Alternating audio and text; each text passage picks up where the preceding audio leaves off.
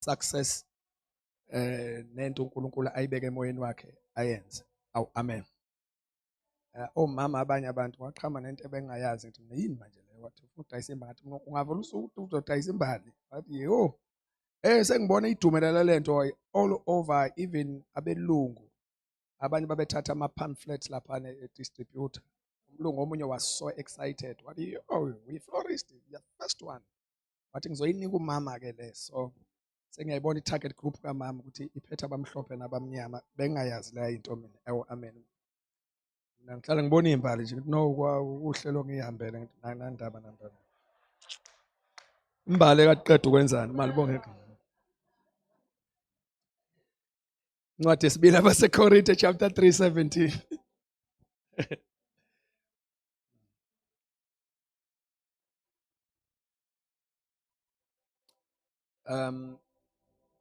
I will save time. I know bazana sebene delay namhlanje kwabaqala ukuba nathi we welcome you. Cela ukubingelela ingceku zenkosi zonke bathandekayo men and women of God obaba omama nentombi molweni sanibonani bazalwane. Kwabaqala ukuba uhlanganyela nathi namhlanje we welcome you. Bese si apologize futhi bathandekani. Cishe kuvele kube sobala nibonile nanti delay idalwe yini. Neadministration yethu nendlela yethu yokukhonza iyademand ukuthi kube khona ugesi.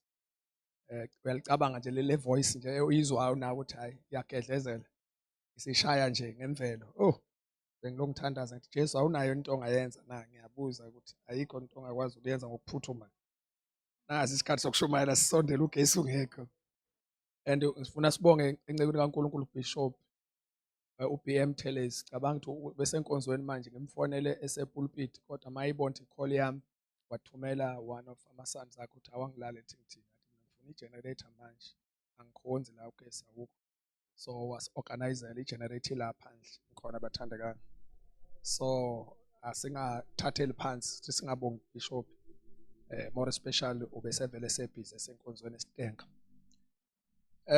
Now the Lord is the Spirit. Ashon kanye kanye. Now the Lord is the Spirit. And where the Spirit of the Lord is, there is liberty. Ashon sonke futhi. Awungifundela ngolimi lwakithi kwaZulu Natal. Inkosi inguye umoya. Inkosi inguye umoya. Lesi screen sime ngendlela namhlanje. Ya inkosi inguye umoya. Yes. Kepha lapho umoya wenkosi ekhona, kukhona inkululeko. Lapho umoya wenkosi enjani bathandekayo ekhona. Ashon look I know it's fun singavele ngime ngaphambili mangifunda. Lapho umoya wenkosi enjani bathandekayo. Ngicela siphinde sikunothise lokho ukuthi akushiwo ukuthi lapho umoya wenkosi ukhona. Kuthiwa khona. Because asikhulumi ngento sikhuluma ngoNkulunkulu. Nisenkonzweni nonke? Bazalwane bami kulama series esiwenzayo spiritual liberty noma spiritual freedom. Sisenze isikhathini sokugcina bazalwane bami uJesu silindele umoya ingcwele uprepare ibandla ulungisa no it's fine. Thank you. No. Selba ibheke ngakubona. Yeah, right. Thank you so much. Sisesikhathini sokugcina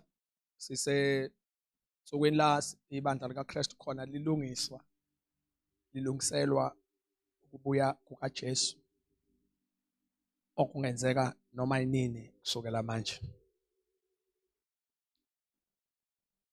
Azokwangenani ke-ameni uma kukhulunywa ngendaba yokubuya kaJesu nikhona nibathe.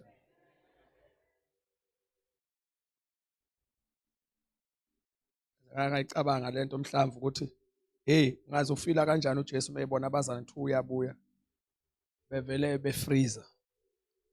Ayimagine nje ukuthi uyacabanga nje ungathi udlala lescreenini esincane ufonela ekhaya utshela unkosikazi uthi hayi ngiyabuya noma ke ushe ekhaya noma komalume noma umalume noma usiyena husband mawubaba nje uthi hayi ngiyabuya ngiyeza namhlanje bese kushuthwa escreenini esincane kushuthwa izingane zakho zonke zithi awu ngaze ungafila kanjani ubaba nje bekudlala iskrini esincane ubona abantwana belinyazwa ukuthi uyeza. Mase uthi uphinde ungafila kanjani makudlala futhi esikrini esincane umama noma whoever ethe ubaba uyeza ugcuma indlu yonke bathi yes. Khonto engathi kuwena hey nikhona nibathandekayo. Nale ndaba yokubuya kaJesu kuzofanele ukuthi sizame ngamandla onke inkosi esinika yona. Uthi ibandla ibe ngemanye ama message eliwathokozelayo. Ukudlula ngisho ukuthi inkosi izokubusisa kangakanani la emhlabeni. Excitement ingadumi indlu uma kulethwe iprofeto ze physical breakthrough. Kodwa mhla kukhulunywa ngeglorification ngokukhazimuliswa kwakho musu uyaloka. Zimbili izathu ezenza ukuthi abantu bangabe comfortable ngemessage yokubuya kaJesu. 2 reasons. Asimple omabili. Eyokuqala eyokuthi ngoba abazana abawazi ama benefits okubuya kaJesu. Bayitshela ukubuya kaJesu kuyi-threat. Ukubuya kaJesu angazi it's what. Okunye kwesibili ingoba umuntu usuke engekho ready ukumamukela uJesu meqhamuka. Ngama reasons awaziyo yena.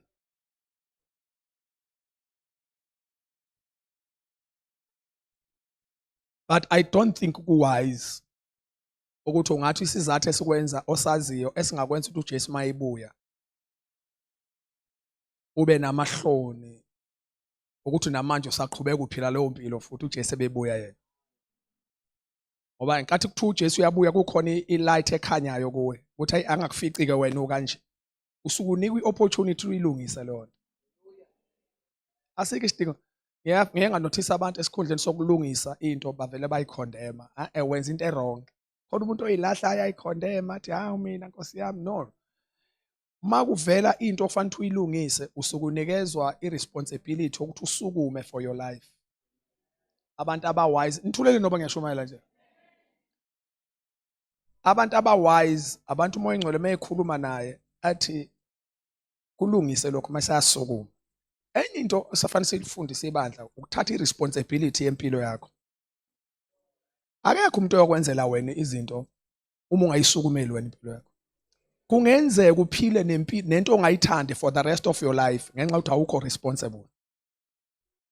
Ulinda uNkulunkulu kanti uNkulunkulu ulinde wena.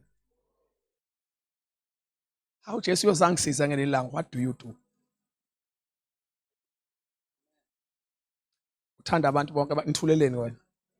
Uthanda abantu bonke ukuthi beze njani? Basindiswe bonke nje. Basindiswe bonke. Kodwa unjani yena? Uthanda abantu bonke banje njani? Khona iphatha abangayenzile ngoba yena useyiqedile yakhe. Njobe uthanda bonke abantu basindiswe ukuthi izandla uyivula ithi kungasindiswa wonke umuntu. Wabona umuntu engasindisiwe okwathi uyena ongayithatha irresponsibility. Kodwa usindiso lenzela umhlaba wonke nithuleleni. So sesikhathini ke bafowethu zokuthi uYesu uyabuya and we need to align the church with all power. Noma siyakumemeza noma siyakukhuluma kodwa kufanele kushape ibandla lishaphele isikhathi sokubuya kwenkosi yethu Jesu. Elami lokugcina ku-intro yami then singeneni kule part engizokusho uma isikhathi side namhlanje. Noma yini eyenziwa manje, noma uthi unekwa amanzi, noma unekwa ujuice, noma unekwa ifruit, noma unekwa iveg, kuprepare umzimba wakho ulungisela ngenza iveg ngisho isibonelo sento zakwamoya lese ngisho. Noma yipi ivitamin mineral oyinikwayo yakwa spirit ulungiselelwa ukubuya kwenkosi yethu Jesu. Angiphinde futhi la ekhaya ngoba ngihlale ngikusho. Ufuna ukusho njengeslogan ize ngingene la ke. Noma yini oyothiwa iyenze manje ingoba izobe ifuneka uJesu mayibuya. Noma yini ozothi uyiyeke manje izobe ingafuneki mayibuya. Akuzona insuku ze-entertainment. Akunyakaziswa ama feelings abantu manje. Abantu baya alignwa, baya positionwa. Isonto lokuthi liphenduke kube yicenter yokushake ama feelings abantu loso sikhathi sidlule. Abantu kubeze esontweni bezoshake nje ama feelings ubona umuntu anikezwe idamu. Niyalazi idamu lengane. Inkohliso. Kodwa kungangeni lutho esisweni. Insuku zesitamini lezi bantwana benkosi. Ngoba sesiyayishaya intambo nithuleleni kodwa. It is without debate. Umuntu okuthanda ukudebate asiyazi. Asibe nankinga. I-percent lokuthi siyi-generation yokugcina liku 99.9. Kube khona okuncane kunalokho engikwazi ngabe ngiyakusho. Futhi ukuthi sibe i-generation yokugcina ubu-impossible bakhona bungaphansi ngisho kwento engaphansi ngisho kwe-percent. I-percent elikhulu ukuthi we are the last generation. Why do we say that? Sikusho ngoba sikuzwe islogan esisize sixoxa abantu. No, we are looking at the prophecies because i-generation uyifunda ngeyiprofeto. Masibuka ama-scriptures, sibuka ne-fulfillment yeyiprofeto. Nezinto ezikhulunywe inkosi ngegeneration yokugcina nezinto ezenzeka manje. Leyo nto iyasiconfirma ukuthi isikhathi sokubuya kwenkosi. Uma izazi ziyongena kodwa yazi noma ushumayela la esontweni. Uma izazi zilahlekelwa inkanyezi zingena kwaHerod inthuleleni bazalwane. Herod was a very good man and a man of authority. Bathi laba uzithi izazi esibona inkanyezi and sibonile futhi sithola imessage ethi kukhona ozelweyo eyinkosi. Herod into wayenza wathi cela kucingwe kuma scriptures ukuthi uKristu umele ukuzalwa kuphi nini. Futhi le ndaba yokufika kaJesu bengekhona bengekhona not asiye ngenkanyezi. Abengekhona ngokuzalwa nje ngomuntu esisola ukuthi uyena bekufanele iconfirm ama scriptures.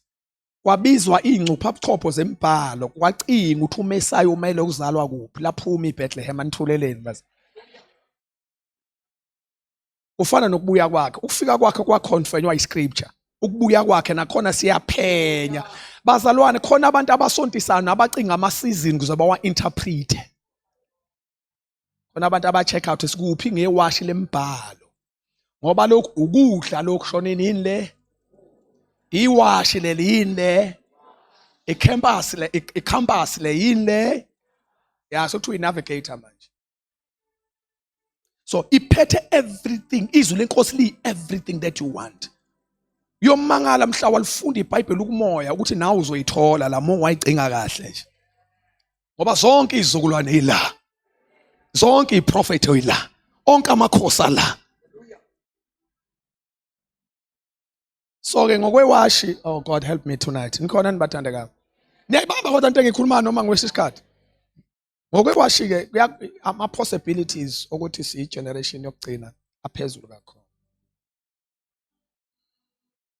Khona izinto ke inkosi ezikhulumile ngegeneration yethu yokugcina yokuvala okufanele ukuthi lithi likhala icilongo zibe zifulfilled.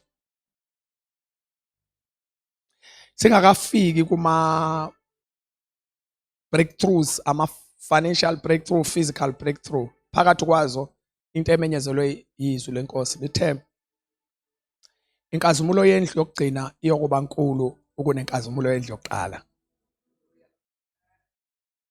Ngasensukwini zokugcina ngizothula umoya wami phezu kwa yonke inyama. Amadodana amadodakazi ayo profeta. Nikhona nibathandekayo. Insizwa ayibona imbono, abadala baphupha amaphupho. Nani khona enkozweni ngalola. Lokhiso engakaze likubone nendlebe engakaze kuzwe. Nongakaze ngene emqondweni wami ukuthi inkosi ikulungisile, yakulungisela abamthandayo. Nikhona nonke esontweni kodwa? Zonke lezi prophet abathandakayo zembhalo zimele ukufulfilleka. Zonke kodwa zideclare zimemezela ibandla lifumane lekuthiwa i-breakthrough spiritual. Wonke ama-breakthroughs adingwa umuntu okholwayo. Eyokuqala idinga ukudlula onke i-spiritual breakthrough.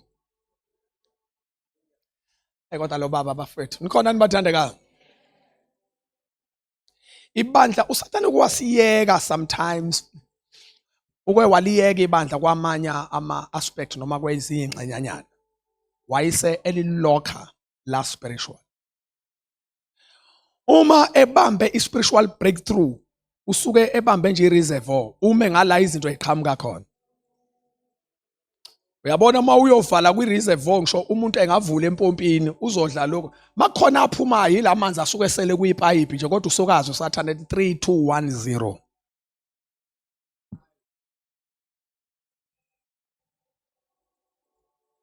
targetwa i-breakthrough yakwamoya.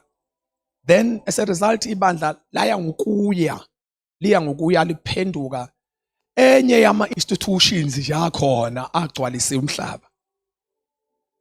Safelwa yilo nto okuthiwa ubunkulunkulu bebandla. Hey kodwa leli sonto nikhona inkozweni. Bazalwane, ibandla into ehluke ngalo mhlamvu kunezinye inhlanganyelo nomanye ama-organization mangasebenzayo ukuthi ibandla liyisithombe liyisithombe sibonwayo sikaNkulunkulu ongabonwa. Church is the visible image of the invisible God. Khona ubaba lapho odumile eBhayibhelini bafethu igama lakhe umpostoli uPaul. But before abe uPaul wayekade uSaul leso sikhathi. Sawulo omkhulu uyaphuma uzingela ibandla likaKristu. Saul wawumfarisi wayishisekela. Nikhona nibathandekayo. Bonke abantu ababelethe isifundiso ngoKristu uSaul wayesemsebenzini omkhulu yena wayiphuma nje anikeze iwarrant of arrest afika ababophe. Abanye baba akazabulale umuntu uSaul. Kodwa wayibobopha abanye bafa ngoba kade beboshwe uyena.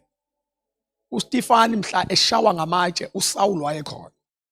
Lithi iBhayibheli wayithatha ingubo zalabo abantu ababegumula ingubo soba enkathi uyabona nathi masishumayela la seshiselwa sigumula ingubo uSaul ke lo uPaul wayigijima yena oyothatha ingubo athi do it. So nkathi kuFistefano wayengakasindiswa uSaul. uPaul wayengakasindiswa. Go and read the scripture. uSaul wayethatha amashethi nezingubo zalabo abantu ababekade beshaya uStefani ngamatshe. Athi go for it.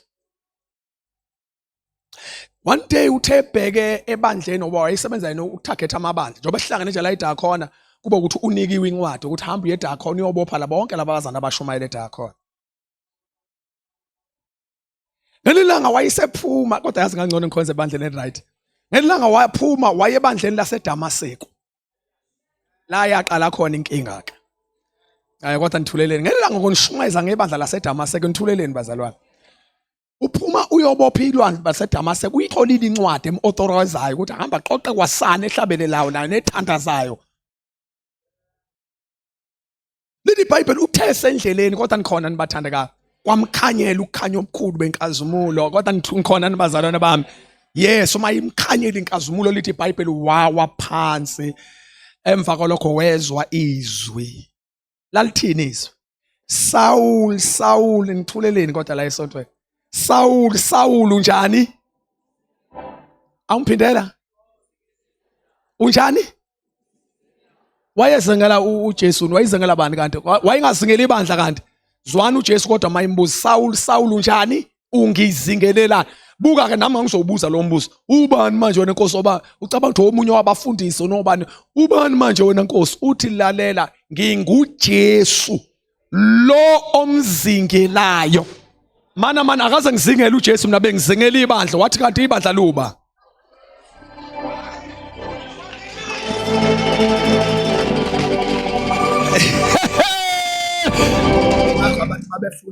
Ingakho abantu mabefuna ukubona uKristu bonke befuna ukunyuka bezulwini ibandla likawenza umsebenzi owanele. Kufanele abantu mabefuna ukwazi uKristu bazombona ebandleni.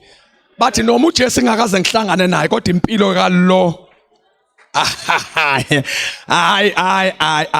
nikhona nibathandekani. Lento ayisqualify to be equal with him. Ngisho in terms of ukumdisplaya. Angisho ukulingana naye, ngeke ulingana naye ngisho uthanda vele. Ngisho ngashunya uzoba ngeke. Mina ngikhuluma ekutheni simvezo ngoba ibandla ilona likwazi ukumveza uKristu. Akufanele abantu baze bagibele ngezitebhisi bafuna ukuya ezulwini sikhona. Kufanele umuntu kodwa nikhona nibathandekani. Yakathi indoda enye ikhuluma kodwa nikhona bazalwane. Yakathi enye indoda ikhuluma noAndrew yathi Makhosi sicela ukubona uJesu. So ibandla ke it's just that bathandekani. Abantu okufanele ukuthi simthwale khalezuna. Sithwale inkazimulo kaKristu wenza angikhonto ofana ungiphe yona kodwa lawo. Kade ngishumayela nawe lapha emshadweni. Buka. Fanele sithwale inkazimulo. Thank you. Sithwale inkazimulo kaKristu in such a way that umhlaba ungashodelwa ukumazi ukuthi uKristu ubani sikhona.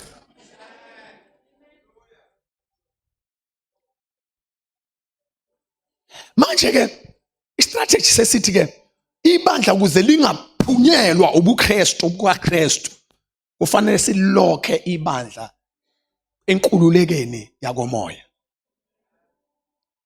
Athi ngisasenkhuluma bazala. Umzalwane, okay, uNkulunkulu umoya, uNkulunkulu ubani?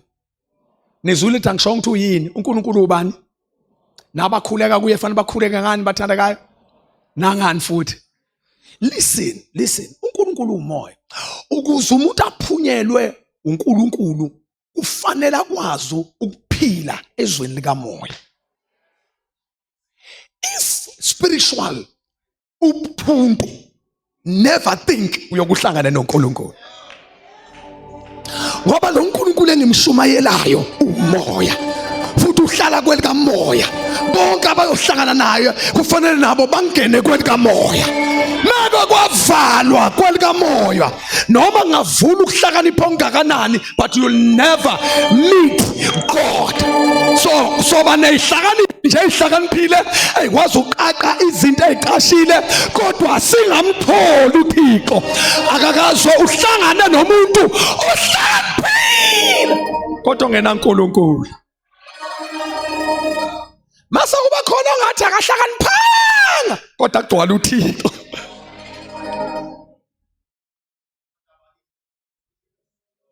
Khandali nini. Oh, I'm tempted. Ngikhona nibathandekayo. So spiritual world bantwana benkosi ingakho masikhuluma nge-spiritual freedom, spiritual breakthrough.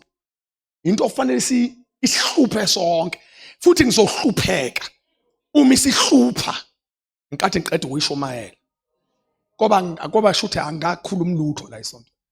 Lento ofanele ikukhathaze ngisho nangolwesithathu. Usho ukuthi kukhona izwe engifuna ukuphila kulo. Khona izwe engifuna ukuli-accessa. Helimaya, hallelujah. Kukhona izwe khona umhlaba engifuna ukuphila kuwona.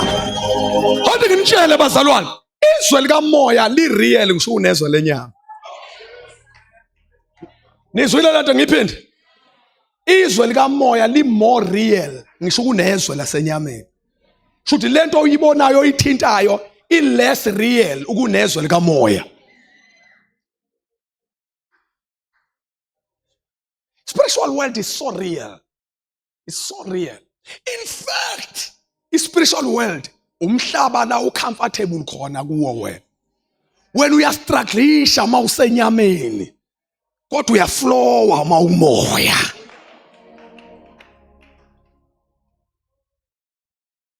Spiritual world bathandakayo izwe lento esikhuluma ngayo ekhozele ya usathana ufika siyekela ahamba ayohlala kwelikamoya athi ngizolinda emasangweni ngizobulungile abasonte baphatha amabhayibheli baswenke babuyele bayemakhaya mina ngoma emagate nje akomoya angifuni ba-access izinto ezi-spiritual ngoba laba meke beke kodwa ngikhona bathandakayo make beke bathola i-freedom spiritual ngifile shuthi mina.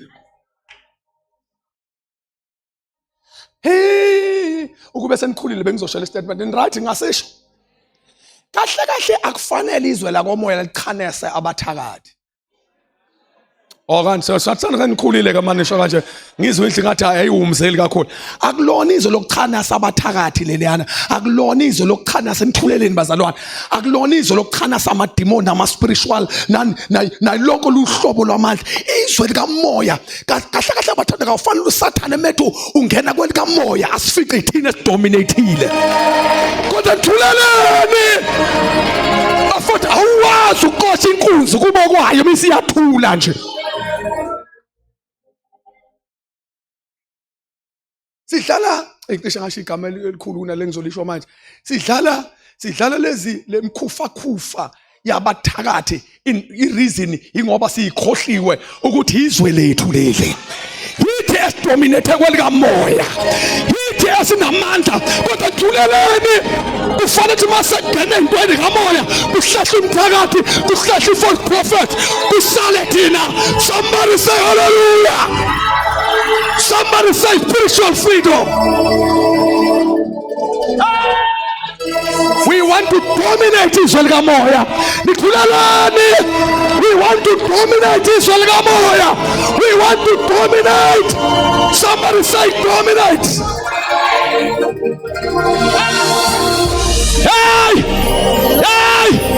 Hey! Hakho manje bomnyama, hakho ma devil worshippers, hakho bathakathi abayophinda badominate izwe likamoya sikhona. Kuthi ngimemeze ndakhona ukuthi izwe lethu siyalithatha. Somebody say hallelujah.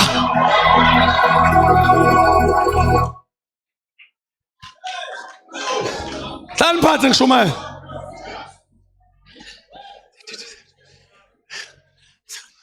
Yazi wathi amphume ngejubane ngiyokhonza kwamakhelwane khona nibathandekayo. Sithithize too much. Siyakwacanasa bantwana benkosi ngizonitshela into enkulu. Izwe likamoya li-real. Izwe likamoya. Izwe likabani? Linjani? Benazi ukuthi yonke into oyibona physical, yonke into oyibona enyameni, ayiqali ukuyibona isiphile enyameni, ike yaphila kwelikamoya. Izwe likamoya ihaba. Ngazi ayilalela hapa lungile isikhumulo sokufika kwezinto. Ngicela ukusenzisa le gama kodwa. Ngicela ukusenzisa le. Izwe likamoya ufana nani ne-factory lakhiqizwa zonke izinto oyithandazelayo. Womgadi usathane ulula ohlangana naye estradini. Awushibhile leyo ingane kaSathane. Uyamona uSathane o dangerous. Oyalaqala khona izinto zakho.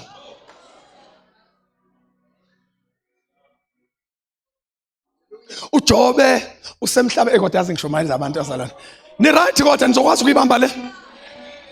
uJobe ula emhlabeni uyikhonzela inkosi umuntu kaNkuluNkulu usomabhizinisi top eUzi. Lithi iBhayibheli eEast uJobe was the highest indoda ebikade inemali kunabandoda aseUzi. Ibiqebile kunabo bonke abantu baseUzi. Kodwa ingithanda nama qualities ale yandoda. Ecebile njalo lithi iBhayibheli wayemesaba uNkulunkulu. Ha! Kanti uyakwazi ukusaba uNkulunkulu nakho? Lithi wayibalekela ukuba njalo. Ha! Top guy. Enemali kunabo bonke abantu baseUzi. Selithi iBhayibheli sathi ngishomayiza abantu abanemali. Selithi iBhayibheli by the time lithi iBhayibheli uSathane wayenomona ngoJobe engahlalisekile at all. Edinwa nje into kaJobe yokusaba uNkulunkulu ebephumelele. Ngoba there are two things so ishumayela next time kule two things uSathane ezingamphathi kahle. Ukubona wena spiritual uphumelela uphinde uphumelela futhi financial. Yabona ke lento ibalance yomuntu ophumelela financial and spiritual kuyafiwa shothi lapho. Ngoba ama finances akazosave uspirit. Akana nkingo nomuntu ophumelela financial ebe idwal for spiritual. Akana problem. Kodwa alo singadlala ithime yodwa. Listen. uJobe Mike esapho lithi iBhayibheli kwakubanjwe imeeting nanikhona nani bazalana. uNkulunkulu wayihleli namadodana akhe. Hey ngoba into kamoya fanele ukukhulu mawuzoyiba. Lithi uNkulunkulu wayihlele ibambele imeeting namadodana akhe. Qumqum. Wasengena noSathane. Imeeting yayingabanjelwe bazalane bami eSouth Africa lapha ehotel. Ibanje spiritual kwelikamoya. Qumqum. Lithi iBhayibheli uSathane wangena. Ubuzwa uNkulunkulu umbuzo oyi1. Sathane uphumaphi? Hey ngoba le yanto imeeting angamenyiwe kuyona akakhethela imeeting ayihlangene na qumqum. Lithi wabonakala esekhona uSathane. Lithi iBhayibheli izinto esidlula kuzona. Nawu ibandla ke lifuna ukuthi likhuliswe. Oh help me Lord. Ibandla lidinga ukuthi likhulisweke. Nisekhona enkonzweni. Siqashule lamayojoka avimbe ibandla kube access izwe likamoya. Ngokomthetho bazalwane thina singabantu bakamoya ngikhoze ebandleni right. Kanti ngikhipha istatement esikhulu ebandleni. Ngathi bazalwane, do you know ukuthi umuntu u99% spiritual and 1% physical? 99% spiritual, 1% physical. Now lo 1% ngiyakupha nje ngokomthetho futhi abe ngithi wena 100% spiritual. Sengiyakupha nje ubuye udle inyama nobhatata ngizama nje ukukhava ubhatata lo udlayo nenyama, but the reality is you are 99% spiritual. Ngicela ukusho kanje na, if you don't give your spiritual life attention, kusho ukuthi there is part of you 99% ongayi attend. You only attend your 1%. As a result, angeke uzazi ukuthi ubani.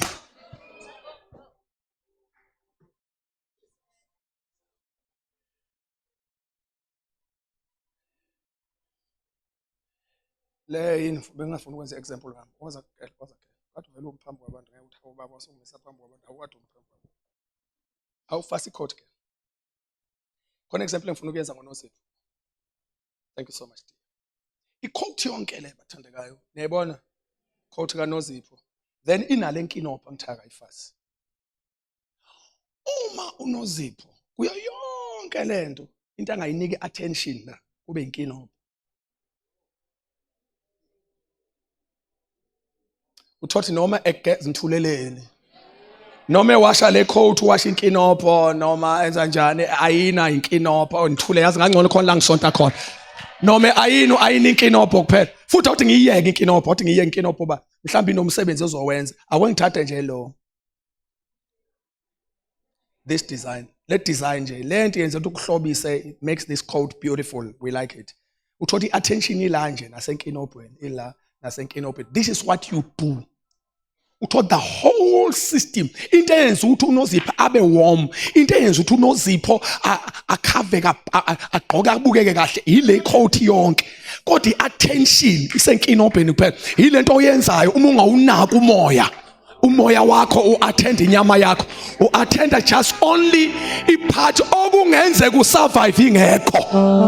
Le coat ingaba i-coat lenkinopho ingekho, le coat ingaba i-coat le-chain ingekho, but inkinga yebandla alinikezi spiritual life i-attention.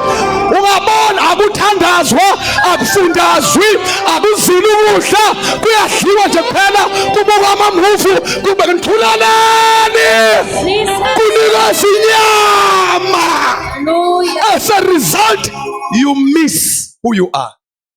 Because your true identity, uyoyithola mhla uthepha in the spirit. Ku-strategic sengiyavala. Ku-strategic ukuthi uSathane akuxoshe ezweni kamoya. Kodwa kuyekele kwele nyama. Ngoba uyakwazi awuyona inyama. Wathi ngichazela umuntu, aniyamkhulu ngamchaza umuntu la ekhaya. The true you is, man is a spirit. Say man is a spirit. Say it again. Man is who? Man is what? Man is a spirit. Number 2, men have a soul. Say, men have a soul. Number 3, man lives in the body. Man lives where? Umuntu umoya. Umuntu nomphefumulo. Mind, ama emotions, your will. Emotion bracket feelings. Your mind, your thought life, it's your soul life. Then bese kuba i-will, intando yakho. Ingakho singagqoki lento eyifanayo la ngoba unomphefumulo. Omunye ngithandile yakhala, angithi akasiwe lo muntu. Yeah. Ingakho ungamusuxakwa into zabantu ngoba buya kasiyeke. Men have a soul. Mase kuthiwa ke a soul man, this is spiritual. I-soul is spiritual. I-mind is spiritual. Ama-emotions are spiritual. Ngeke wabambe nesandla. U-spirit spiritual njengoba igama lisho. Mase kuthiwa ke man lives. Shoot, a soul man and a spirit man lives in the body. Shoot, uNkulunkulu wakhanda icontainer wayisefaka umuntu. Kodwa lento ayifakayo is spirit 100%. icontainer yakho lengaphandle akusiwe.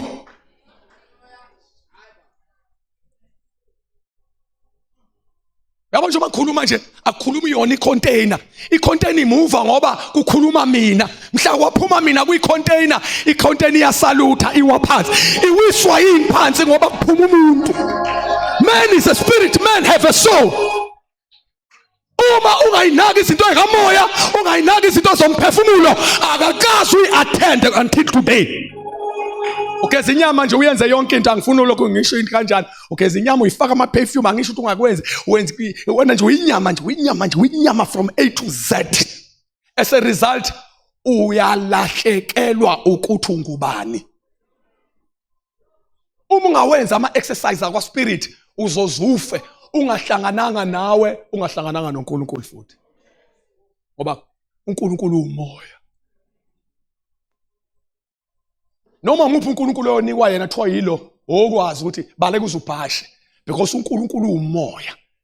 Into esiconnecta kodwa nithuleleni bazalwane. Into esenza sihlangane noNkulunkulu bazalwane bami ile ngcenye yethu kamoya. God does not speak to your flesh ngoba ingaveli ife mayingalizwa kahle izwi. Mhla kube senibadala bengizophinda futhi, God does not speak to your soul but God speaks to your spirit. Then your spirit must give a command to your soul. A soul part of you ile edinga wena uyidiscipline. Le ngcenye yakho komoya angithi le nentando yakho ingakho uyiphusha ithuze la namhlanje. Umoya wakho ufuna ukukhonza. Kodwa irresponsibility yomoya wakho ubitshela umphefumulo wakho ukuthi kuyiwe enkonzweni. Mesu icontainer bafethu inyama seningayigangela nje ngayo. Inyama ithatha lokho okushiwo umphefumulo. Mawuthi umphefumulo siyetshwaleni, okay shothi siyakhona. Mawuthi umphefumulo siyesontweni shothi ngiyakhona. Lo ningayigangela nje ngayo. Lo ukutransporta la uyakhona. Umuntu othunjwa amadimoni is your soul. Nangoku umuntu otshentshwa ukudilwa nayo stroke. That's why njoba ngishumayela nje nithuleleni kodwa lenkonzweni. Njoba ngishumayela nje izwi lenkosi ifike lihlaba umphefumulo wakho. Umsebenzi wakho is to work out your mind. Lithi ngakho iBhayibheli lithi be transformed by the new renewal of your mind. Enkathi ubusy ushintshe indlela ocabanga ngayo, ushintshe indlela kodwa nithuleleni bathandeka, ushintshe ingqondo yakho, uya ngokuya nawe ushintsha all together. Ingakho ukuphenduka ukushintsha kwendlela ocabanga ngayo.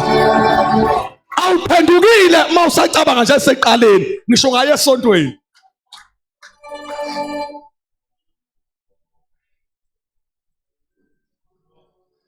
Engishuma izwi likamoya namhlanje nina. Ngifuna uphumela uzazi. Ngisho ungaspenda 3 hours usesibukweni, kodwa uma ungaspendi 3 hours usemthandazo na ukayi attend. Awukayi attend. Akuliwe njalo nesibuko la ngizuzwe kahle. Bakhona abaphila ngaso.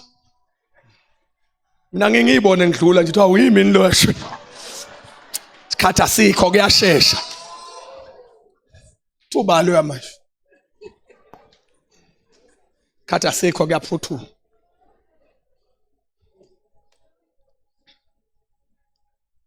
God must help us. Somebody say help me Lord. Let us invade this world. The Spirit of the Lord said to me, nibe careless and amadimoni ayidominate izwe likamoya. Futhi okwazi usathana medominate izwe likamoya. Usuke ehleli angazi kuphi bafowethu. Usuke ehleli kwi-computer room. Ayi angazi.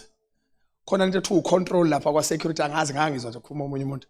Thiwa control umuntu ohleli la omonitor everything. Yonke into ila kuyena la. Wama uzathi control awucheckeni ku street number 7222444 bakhonto engiyibuka khona abantu abaphethe umhlaba abahleli nawo la. Uma kwenzeka imistake in your life kwahlala isitha ezweni lakho likamoya yonke into ukwazi ukureada ngisho isibusiso seseza athi yazi thina ubani uNkulunkulu yazi umplanelana ukumnika iblessing hamba nomsusa endaweni yakhe sheshani menze naphume endaweni yakhe miyeke phuthumani hamba nemnunusela ngempilo yasezweni avela yezweni kade seziyawo into zakho kodwa ukuthi angimemeze namhlanje ngithi the devil is a liar, the devil is a liar, the devil is a liar. We dominate. Somebody say dominate. Somebody say dominate. Uthi ngimemeza thaka ukuthi asingene silisha lingenethu. Asingene silisha. Sifuna ushishwa likamoya. Jesus. Uma kade kukhona umphakathi okhempela uzoqathaka.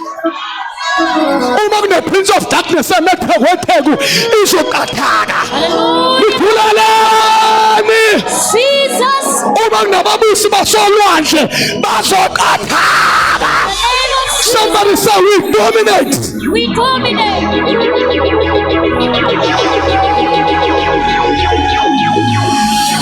Hey, athi ngimtshela asisasonti manje. Asisasonti manje siyalisha.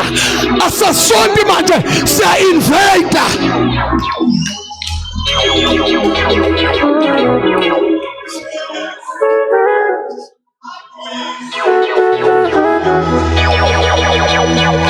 Ngangona khona ngikhosa khona ngithuleleni bathandeka. Mhlawumbe it's been a long time. Usathane eqapha izwi likamoya lakhe. Elethu.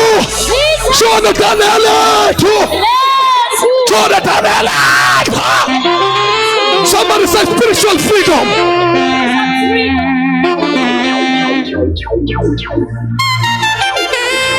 Kandidathi mkhona singena neyiqapha and the devil will be in trouble.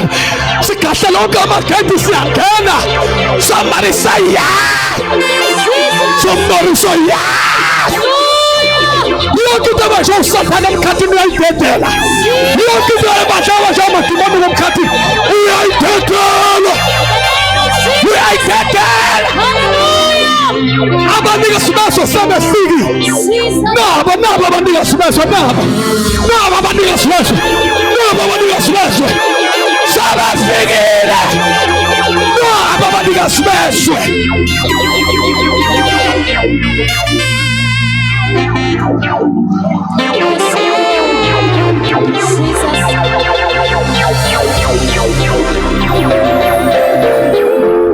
No devil in hell will ever stop the church. No devil in hell will ever stop the church. No devil in hell will ever stop the church.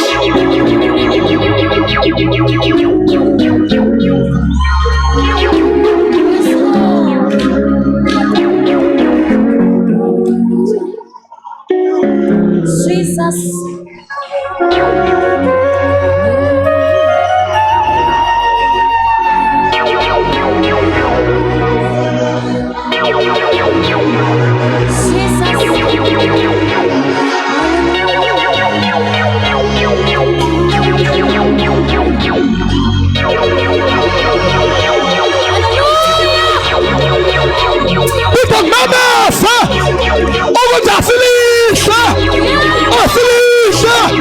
uJehova sinikile lona amadodana ama-anarchy kuyaphela lawo amadodana ama-anarchy.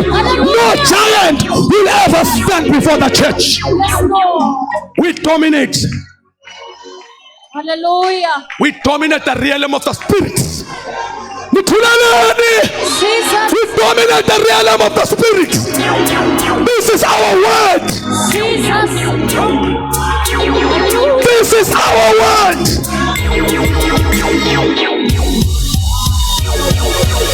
So tell umphakathi emehlweni, move. Tshela abathakathi, move. Tshela amaprofethi bamanga, move. Tshela abantokoloshi, move. Tshela amandla bomnyama, move. Sesifiki.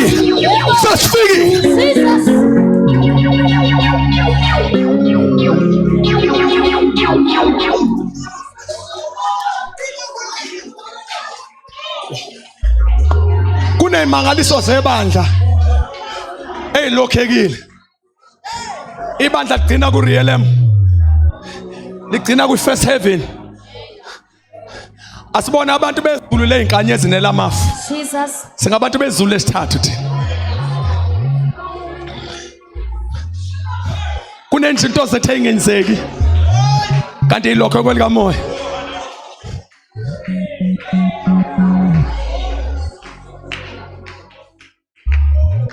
Lalani bantwana benkosi, asabe ngisho ama giants manje. Yamuva kahle. Asabe ngisho ama giants manje. Amadodana ka-anarchy will never prevail against the church. Lalani bantwana benkosi. Asabi iqhwaga. Yes, Lord. Satan have been ubecabanga ukuthi uqedile ngebandla. Kanti akazi uJehova uyayilungisa impi kaSomandla. Hallelujah.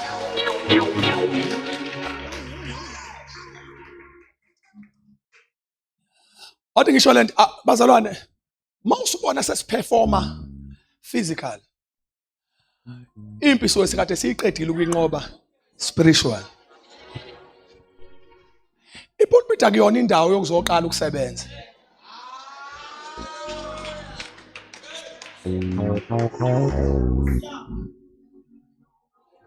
I once advise sometimes inkosi ibuye umusa nje ukuthi ngikhulume njengobaba ngikhulumisa kababa nje. Ngithi sometimes uma impi ungakaze uyilwe uyinqobe spiritual ungasabi ukuthi ungayihlaseli physical noma public. Ufanele umuntu one stroke umthandazele spiritual kungekho umuntu umbone eqaqeka. Musu uyambiza physical oba angithi uqaqekile spiritual. Uyothandazela umuntu umelokho spiritual umthandazela physical khohle. Ungathini?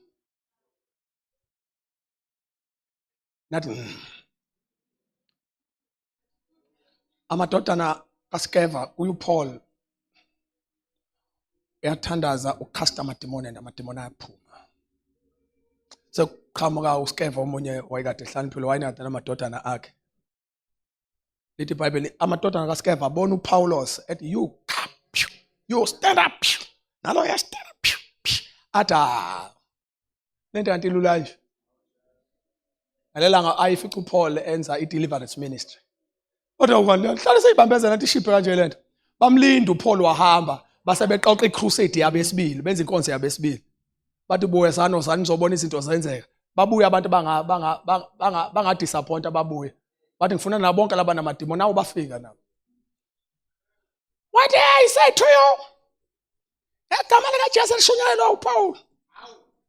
Ethi kwena phama. Look at that question. Athi uJesu sinjani? uPaul simenza njani yena? Listen, lamagama u2 wathatha light kanti aphethe ukey. uJesu siya uPaul simenza njani? Then asebuza umbuzo, who are you? Akabuzwa lo bhuti igama la. Cha kushithi mina ke ngento no. Njoba kuthiwa who are you? Masikuchecka akaze sihlangane nawe in the spirit.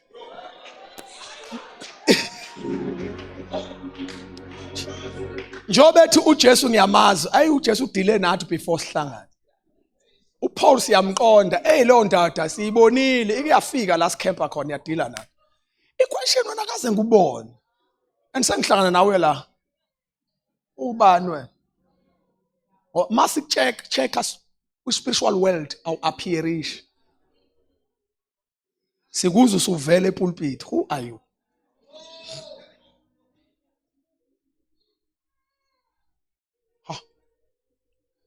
Ayisethe amademoni ngoba uyahluleka ukusiphendula senze kanje.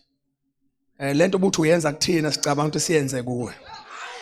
Ayibashaya abagumula ngeingubo. Bagijima public. The ministers public. Agijima abashumayeli kade bebiza crusade. Phambi kwabantu bengagqokile abagumula ngisho ingubo. Bagijima belimele. Athi amademoni next time ungasiqali public singazani spiritual. So man funa ukudila nathi ayihlangane kumoya.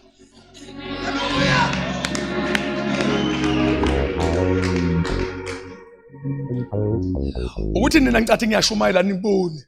Ukube niyabona ngicabanga angiyena umshumayeli namhlanje. Uyabona namhlanje ngizona asharisha ngiyiasha. Angisimshumayeli namhlanje ngiyiasha. Ngizona asharisha nginithutha nonke. Ngithi sikhuphukela kwelika moya. Nithulana inkosi wena. Nithi sinyukela kwelika moya abantwana benkosi silihle.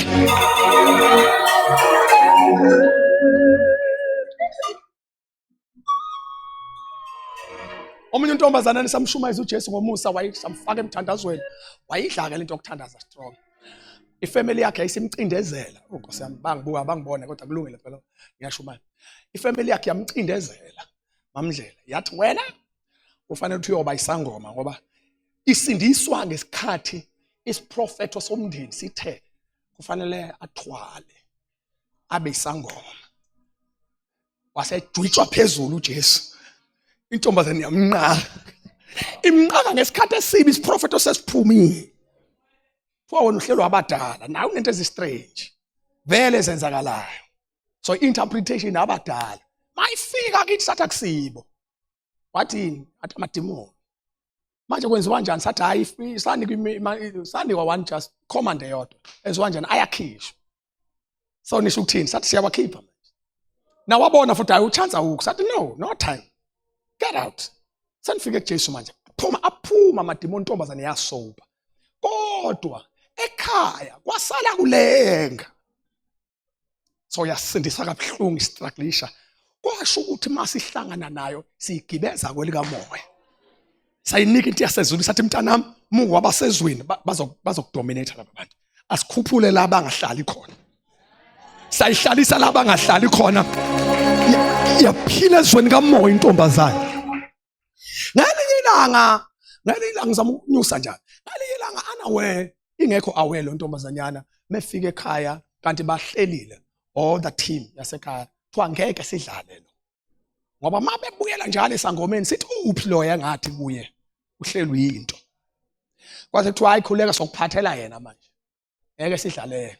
Basebenzisa iauthority yabo yokuthi badala bathi you now get in the car and no time for you. Kuhlakezeka izinto zala ekhaya because of you. You get in the car. What would ABC? No time. What is I'm phone abafundi ba get in the car. And no choice.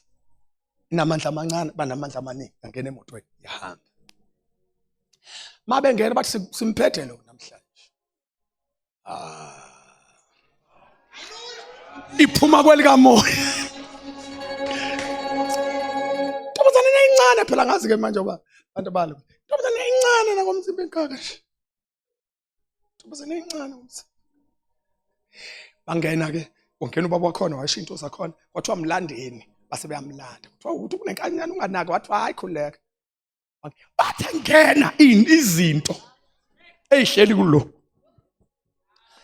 Sathi ngena nje kwathiwa mana kamela kusho gobela kamela lo usethola into embi lo imbi lento ayithola lalela kubuka ke uzwana ke le yathi ithiwa yabo nje ephaketheni lakhe oh my lazi zotheni uthiwa ephaketheni lakhe kunencwadi lapha ephaketheni lakhe la athandaza khona ephaketheni lakhe ngaloso sikhathi buka nje athi kubuka lento ithi ikhesha ini mabe gijima bayocinga ephaketheni bayijethe incwadi nje nento eyimfihlo bafika iprogram wayekade simphathisa uhlelo uphethe iprogram esiyibhale ngepeni uMC ubani ozoshumayela ngesu ubani kwathiwa lalela ke zwana kangabethu lalela mayikhipha sabathi ayikho khona lokho ukuthi iyo ke lento ayenzayo eyenza ukuthi lo ntombazana abe namandla kangaka wathi lalelane lo ngeke ngisakwazi ukumsiza izinto zokumsiza ngisenazo hambani naye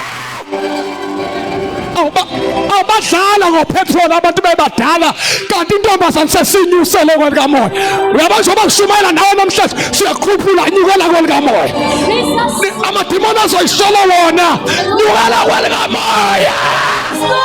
Somebody say dominate. Somebody say siyalihla. Ayisekuba khona into abanamandla phezu kwakho ayikho into eyonziwa amadimoni emkhathini eyoba namandla phezu kwakho inkosi namhlanje iyagcoba ikubeke esweni likamoya. You are not the tail when you are the head. Awona umsila ulikha.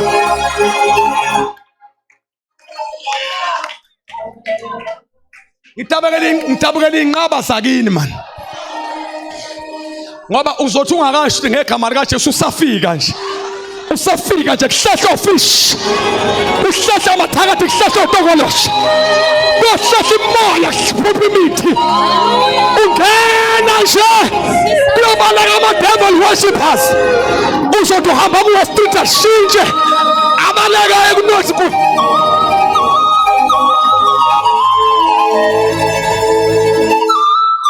God is raising the standard of the church. Uthi ngikhuluma igama elikhulu okade sithatha kancane maye kuye. Lalani bantwana benkosi. Lalani bantwana benkosi, lento ungamshintshi iJesu kube uye. Ungashintshi ivangela kube yilo. Sometimes nithuleleni bathandeka. Ungazama ukwenza enye into ehlukile. Bamba yona le kodwa khuphukela kwelika moya. Ngoba fanele unyuke nge-10% and dominate. Manje sisho ngesibindi akukhonto eyokwenzeka ama-second. Yama ukwangena la ekhaya usho ubayeke mabekhona uhamba usho uma wethu. Uthi wena Sathane ngiyazi unendlebe. Uyangizwa ninamadimoni nendlebe niyangizwa. Lalani ngifikile ke la ekhaya neza. Usho ekhaya kini bekhonza izintukuntuku. Uyazi kunendle engangenwa. Ulalane ngenina ngikhona manje ngifikile. Ya ngibuyile emsebenzini. No time for you. Yeah, you'll feel the heat. Manje njani ma kanti in the spirit ngaphakathi nina ngizonikhombisa kahle. Njani ma siphile siyabonga mani right kodwa la ekhaya siyaphila. Athi uSathane uyalunguza emoyeni uthi wena ngizodila nawe decisively. USathane ufanele mayibuke emoyeni wakhe akufica ukhonile uphinqa amehlo umgadile. Nathi uyakufica ngaphandle usumathu right nice. Kuhlala ekhaya kuyadliwa athi uyalunguza kwelika moya udominateile. Kodwa ngithuleleni. Nathi uyalunguza moyeni udominateile. Nathi uyamuka ngaphandle nice.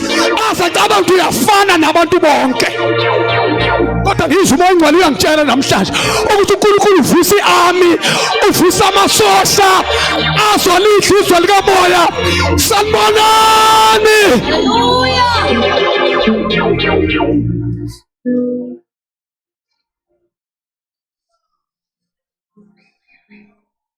Sikhonza u-Alpha, sikhonza u-Omega, sikhonza uNkulunkulu wezimangalisi.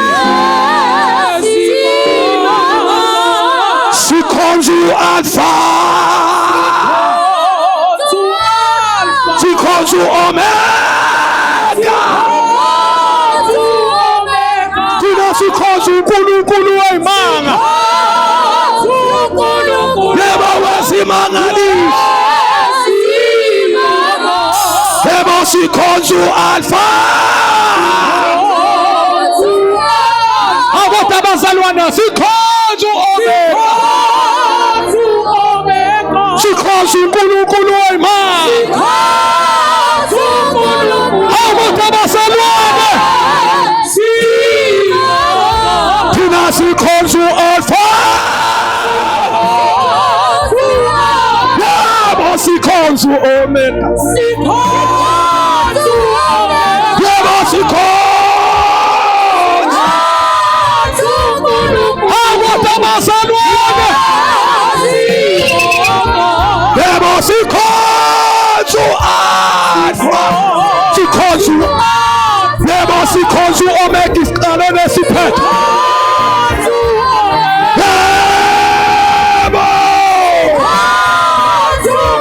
Abantu abazalwane thewini. Yebo sikhonza u-Alpha, thina siyamkhonza u-Omega, inkosi yenkazimulo, indoda efohlayo. Sikhonza sikhonza uNkulunkulu. Yebo sikhonza u-Alpha, yebo siyamdumisa u-Omega isiqalo nesiphetho. Yebo sikhonza uNkulunkulu. Abantu abazalwane.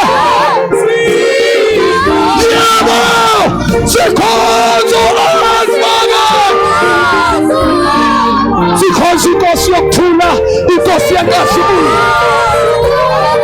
Yebo sikhonza uNkulunkulu wezimanga. Sikhonza uNkulunkulu sikhonza uNkulunkulu wezimanga. uNkulunkulu wesimanga. Extraordinary call, supernatural call. Yebo sikhonza uNkulunkulu wesimanga. Akotathewini nthuleleni. Yebo sikhonza na supernatural God. Yebo awufunekani masulu. Yebo sikhonza uNkulunkulu wesimanga. Yebo sikhonza uNkulunkulu ongavinjelwa. Sikhonza awu baba.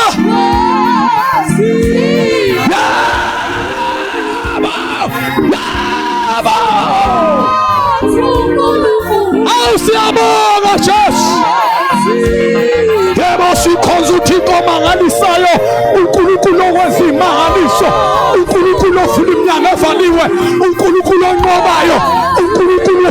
Yebo sikhonza uwezimanga. uThixo wathi uNkulunkulu wezimanga. Bazalwane siyamamezela emhlabeni wonke.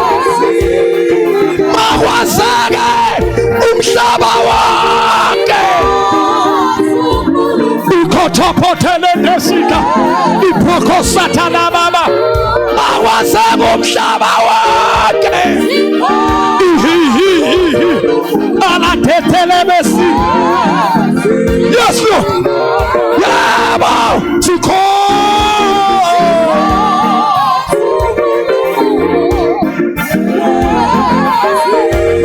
uNkulunkulu onqobayo, uNkulunkulu ophilayo, uNkulunkulu wesimanga. Yebo sikhonza uNkulunkulu wethu.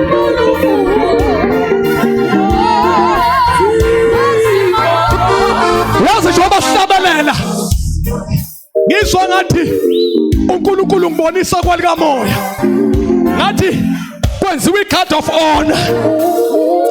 Ngibona ingelosi simi ngapha nezinye simi ngapha. Impi kaSomandla njengoba sihlabelela ngazi ukuthi sishaya iGrand March siyongena kwalikamoya, siyongena kuma-position nasey'ndaweni zethu. Ngibona kwalikamoya sishaya iGrand March siyodominata ingoma kuwe, kodwa in the spirit icilongo lezempi. Usathane uyezwa ukuthi khona impi kaJomandla engavimbeki. Kune-army engesena kuvinjwa. Sikhonza uNkulunkulu wezimangalisa. Izohamba izifo. Sikhonza ekhonto eyifulekayo namhlanje. Izwa likamoya liyafuleka. Sikhonza uNkulunkulu wezimanga abazalwane.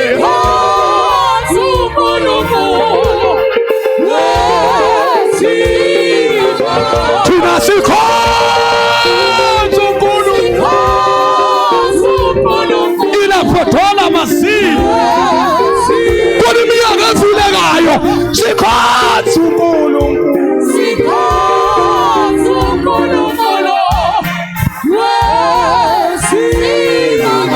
Yebo sikhonza uNkulunkulu.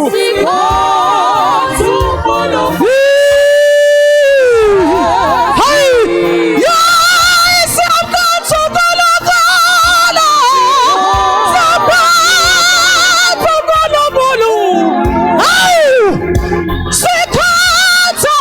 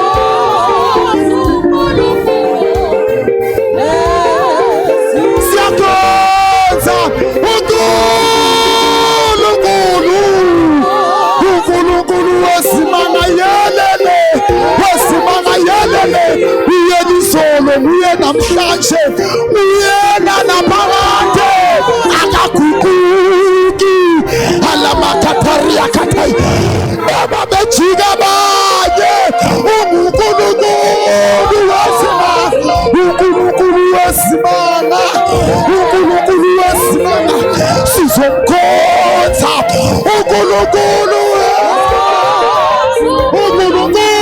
wasimanga akasisho ngokugibela uNkulunkulu wafihlakalo uNkulunkulu wasimanga uNkulunkulu ophilayo uNkulunkulu ophilayo owethu uNkulunkulu umoya kanjalo simdumisa ngomoya sidubukela kuyena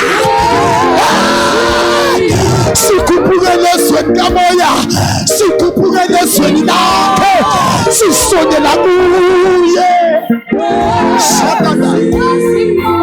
thina sikhonza uNkulunkulu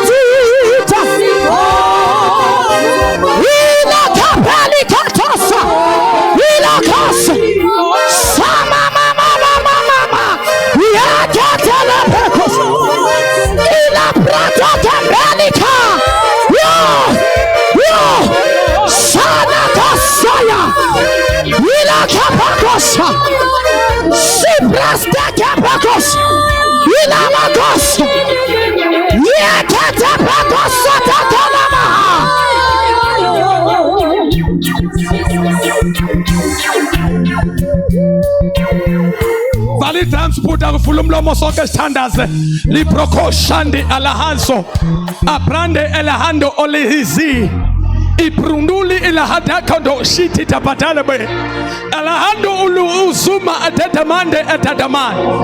Come on, pray in the spirit, pray in the spirit, pray in the spirit. Come on, pray in the spirit, pray in the spirit. We have ushered the glory through worship. We have ushered the glory through worship. We have ushered the church to the realm of the spirit.